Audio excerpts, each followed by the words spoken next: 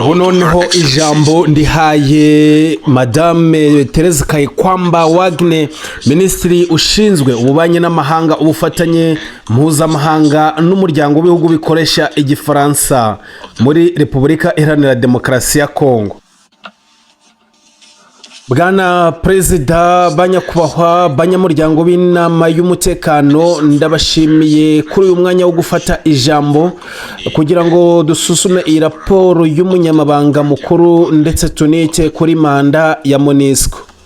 Ndashimira ireme n'ubunyamwuga bigaragara muri raporo, kandi nshimira byimazeyo DPPO, abakozi b'inzego z'ubutabazi n'abakozi bose ba ONU bakomeza gukora buri munsi bashize ubuzima bwabo mu kaga mu rwego rwo kurinda abaturage mu bihe bikomeye cyane. Twifuza gukomeza twibutsa ko imiterere n'intego nyamakuru y'uyu muryango ari uguharanira no kurengera agaciro ka muntu, kabone niyo haba hari ibihe bitoroshye cyangwa ibyuzuyemo ibigeragezo bikomeye. Ndashimira kandi by'umwihariko ubwitabire ndetse n'uruhare rwa Bwana Jean Croix, umunyamabanga mukuru wungirije umuryango w'abibumbye ukomoka muri Sierra Leone, mu nshingano ze nk'umuyobozi wa komite y'1533, kimwe n'uruhare rwa perezida wa komisiyo ushinzwe imipaka ndetse n'uhagarariye Uburundi. Nyakubahwa Perezida, ku itariki enye Ukuboza uyu mwaka i Washington, Perezida Felix Tshisekedi na Perezida Paul Kagame basinye amasezerano ku bufasha bwa Leta Zunze Ubumwe za Amerika ayobowe na Perezida Donald Trump. Aya masezerano ashyigikiwe n'abayatangarijwemo mu karere ndetse n'abafatanyabikorwa mpuzamahanga. Yazanye kandi akomeje kuzana icyizere cy'ihinduka rikomeye ry'amateka. Ariko kandi mu masaha atarenga 24 gusa nyuma yo kuyasinya, ibyabaye byahakanye ibyo kwiyemeza byari byatangajwe. Habaye ibitero by'amasasu n'ibisasu bikomeye hakoreshejwe za drone ziturika ndetse n'ibitero bihuriweho byabereye hafi ya Uvira no mu kibaya cya Rusizi. Ntibyemewe na gato ko amasezerano yashyizweho mu buryo bwemewe kandi bwubashywe asuzugurwa gutya nyuma y'umunsi umwe asinya.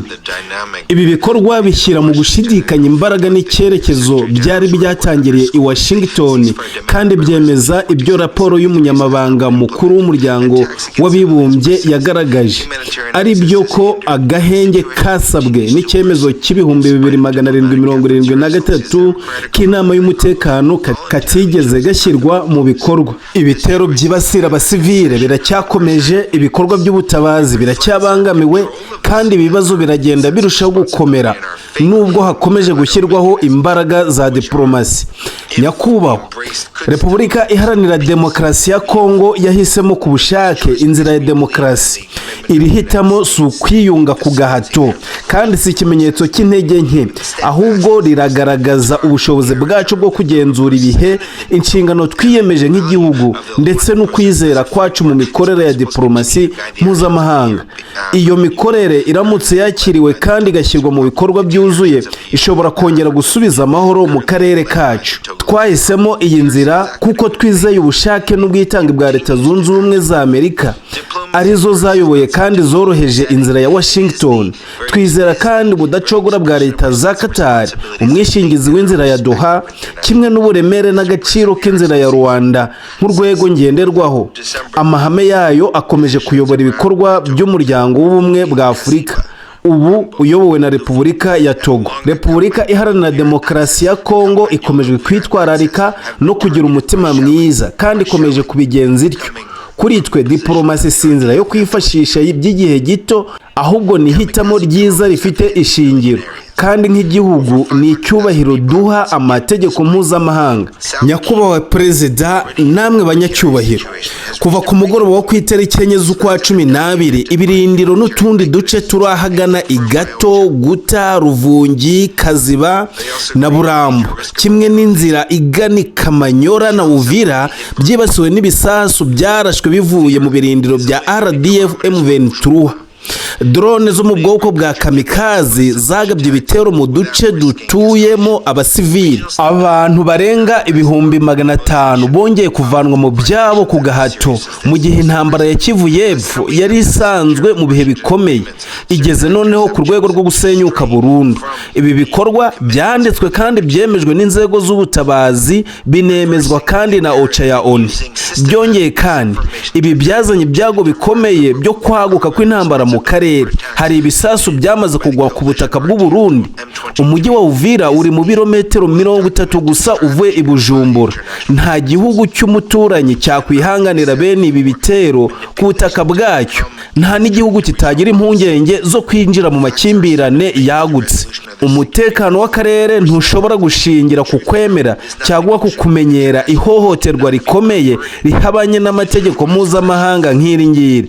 Nyakubahwa Perezida, mu gihe kitarenze icyumweru kimwe nyuma y'isinywa ry'amasezerano ya Washington, twabonye guhindura inkuru ku bushake hifashishijwe ikwirakwizwa ry'amakuru y'ibinyoma mu buryo bwateguwe hagamijwe kugereka kuri Repubulika Iharanira Demokarasi ya Kongo inshingano z'ibitero byakozwe n'ihuriro rya RDF M23.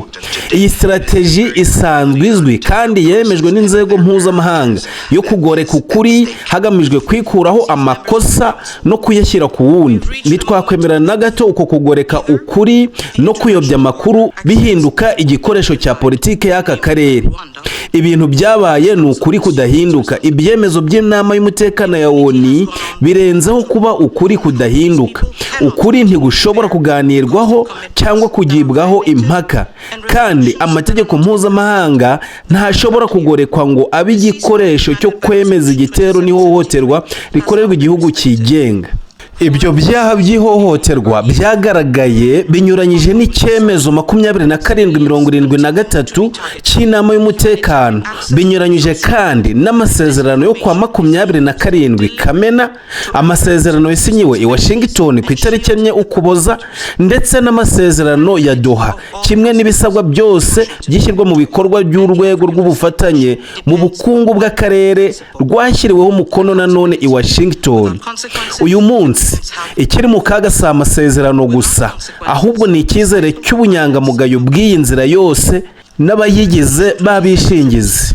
Twageze mu gihe cy'ukuri kudashidikanywaho, haba kuri gahunda mpuzamahanga yemera gutotezwa no gusuzugurwa ku mugaragaro, by'umwihariko bikozwe n'u Rwanda, cyangwa iyi nama igafata inshingano zayo mu buryo bweruye kandi bufatika. Gukorera mu mwijima no kudahana ibyaha bimaze igihe kinini cyane. Abaturage ba Kongo ntibagomba gukomeza kwishyurira igiciro cy'amasezerano atubahirizwa n'ibyemezo bidashyirwa mu bikorwa. Ibimenyetso birahari kandi birasobanutse. Icya mbere, hari agahenge kasabwe n'icyemezo 2773 ntikubahirizwa. Icya kabiri, hari ingabo z'amahanga by'umwihariko RDF ziracyari ku butaka bwa Kongo. Ikindi, abasivile bakomeje kwibasirwa. Hari kandi ubufasha bw'ubutabazi bukibangamirwa. Hari kandi n'amakuru y'ibinyoma akoreshwa ku bushake hagamijwe kugoreka inshingano no kurengera abakora ibyaha. Icyizere cy'izi nzira zose, haba iya Washington, iya Doha n'iya Afurika y'Epfo, gishingiye gusa ku ihame rimwe ryo kuryozwa inshingano. Amasezerano adafite ingaruka ku bayica nta mbaraga aba afite. Iyo nta ngaruka zibaho, ihonyorwa rirakomeza. Icyemezo 2773 ntigifite ikibazo cy'ubusobanuro, ikibura ni ugushyira gusa mu bikorwa. Icyemezo kitashyize mu bikorwa ntigikumira ihohoterwa, ahubwo kirarishishikariza. Iyo ihohoterwa ridahanirwa, kudahana bihinduka politike. Uyu munsi rero, inshingano iri imbere y'iyi nama si ukongera gusubiramo ibyemezo byayo, ahubwo ni ukubishyira mu bikorwa mu buryo bufatika kandi bugaragara. Nyakubahwa Perezida, hashize amezi 9 yose inama y'umutekano yemeye ku bwumvikane busesuye icyemezo 2773, kandi umwanzuro wafashwe urasobanutse kandi ntusubirwaho. None undi mujyi wongeye kugwa. ubuyobozi bubangikanye n'ubwemewe burarushaho gushinga imizi. Ibihumbi by'indi miryango byongeye guhunga, abandi barishwe, bafashwe ku ngufu, baraterwa ubwoba, ndetse n'abasirikare ba ONU, abakozi b'abasivile n'abayobozi ba MONUSCO baribasiwe muri aya mezi 9 yose. Nyamara iyi nama ntiyigera ifata ingamba zifatika zo kurengera icyemezo cyayo ubwayo no kurinda ubutumwa bwayo. Habayeho ubujurire, imiburo n'imbuzi, ariko nta gikorwa gifatika cyafashwe. Uku kudafata ingamba kwatumye u Rwanda rukomeza kandi rwagura ibikorwa byarwo bya gisirikare ku rwego kwica amategeko bitabagiraho ingaruka na busa. Igihe kirageze ngo iyi nama yisuzume ku kibazo gikomeye kandi cy'ingenzi. Mu myaka 30 y'iki kibazo, kudafata ingamba zihana ku mugaragaro byagize uruhare mu gukomeza no gusakara kw'iri hohoterwa. Repubulika Iharanira Demokarasi ya Kongo irasaba manda ikomeye, ihamye kandi ihuye n'ukuri ko kuri tere. Manda irengera abasivile mu buryo bufatika, manda yemeza ku mugaragaro ivanwaho ry'ingabo z'amahanga, manda kandi ishoboza ibikorwa by'ubutabazi, manda ikubiyemo mu buryo busobanutse kurinda abasirikare ba ONU, abakozi b'abasivile n'ubuyobozi bwa MONUSCO. Manda izamagana igahangana n'igitero cyose kiyigabwaho. Iyo manda kandi ikabuza uwo ari we wese kugoreka cyangwa guhungabanya ibyemezo by'iyi nama. Koko rero, kubangamira inshingano za ONU bikorwa n'u Rwanda na M23 ntibigomba na rimwe kuba impamvu. Iyi nama ntishobora kureberera ikibazo gihungabanya ku mugaragaro ububasha n'ubutegetsi byayo. Nyakubahwa Perezida, Repubulika Iharanira Demokarasi ya Kongo ni igihugu cyo muri Afurika, ariko kandi ni umunyamuryango wuzuye w'umuryango mpuzamahanga. Twubaha ihame ry'uko ibibazo bya Afurika bikemurwa n'Abanyafurika, ariko iri hame ntirishobora guhinduka urwitwazo rwo kugoreka amategeko mpuzamahanga. Nta verisiyo y'akarere y'uburenganzira bwa muntu, nta verisiyo yihariye y'ubusugire bw'igihugu. Igisubizo kirambye kigomba gushingira ku mahame rusange y'igikangisho cya ONU. Nyakubahwa Perezida, nyakubahwa abanyacyubahiro bagize iyi nama, abaturage ba Kongo bahisemo amahoro, barayahamagariye, bayaganiriyeho kandi bayashyizeho umukono. Ntibagomba rero guhora bishyura igiciro cy'ubugome n'uburiganya bw'abirengagiza inshingano zabo. Amahoro ntashobora gushingira ku masezerano adashyirwa mu bikorwa. Abaturage ba Kongo bafite uburenganzira ku mutekano, ku butabera no kubahirizwa kw'amategeko mpuzamahanga. Iyi nama igomba gufata ingamba kugira ngo ayo mahame adakomeza kuba amagambo gusa, ahubwo ahinduke ukuri kugaragara. Ni muri urwo rwego Repubulika Iharanira Demokarasi ya Kongo isaba iyi nama ibi: gushyira mu bikorwa mu buryo bwuzuye icyemezo 2773, gushyiraho ibihano byihariye bigenewe abayobozi ba politike n'aba gisirikare bateguye ibitero by'ubugizi bwa nabi, gushyiriraho embargo yuzuye ku mabuye y'agaciro asohoka ku buryo butemewe akitirirwa u Rwanda, kwambura u Rwanda uburenganzira bwo kuba igihugu gitanga ingabo mu butumwa bwa ONU, gushyiraho kandi uburyo buhoraho bwo kumenyeshwa no kugenzura iyoherezwa ry'intwaro iyo ari yo yose igana mu Rwanda. Abahagarariye amasezerano ya Washington na Doha kimwe n'abahuza ba Afurika nabo bagomba gutangira inshingano zabo ku buryo bufatika.